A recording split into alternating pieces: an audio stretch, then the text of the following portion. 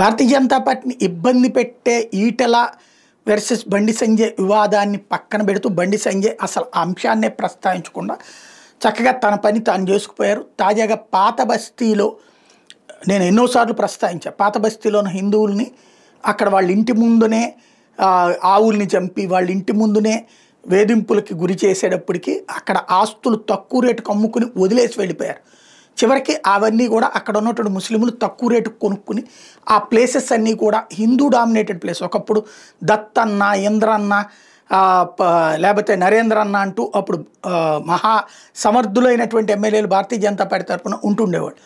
అట్లాంటి వాళ్ళందరూ ఓడిపోయే పరిస్థితి ఎందుకు వచ్చిందంటే నియోజకవర్గాల పునర్విభజన చేసినటువంటి కారణంగా జరిగింది. అక్కడ ముస్లింలకి హయ్యెస్ట్ ఓట్లు ఉండేటట్టు, నియోజకవర్గానికి 50-60% ఓట్లు ఉండేటట్టు చేయడంతో జరిగినటువంటి ఎత్తుగడ.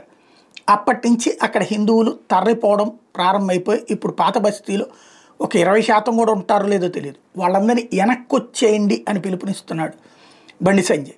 రావాలంటే ముందు అక్కడ ఇళ్ళు ఉండాలి కదా. ముస్లింలు తీసుకుని ఇళ్ళు ఎట్టగొస్తాయి వీళ్ళకి. రెండవది వచ్చేటప్పటికి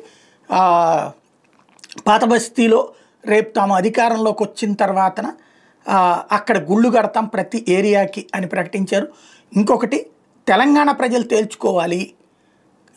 ఓ పక్కన అవినీతిమయమైనటువంటి కేసీఆర్ పాలన, అరాచకమైనటువంటి కాంగ్రెస్ పాలన చూస్తున్నారు కాబట్టి భారతీయ జనతా పార్టీకి అవకాశం ఇవ్వాలని ప్రజలు సిద్ధపడాలి అని పిలుపునిస్తున్నారు.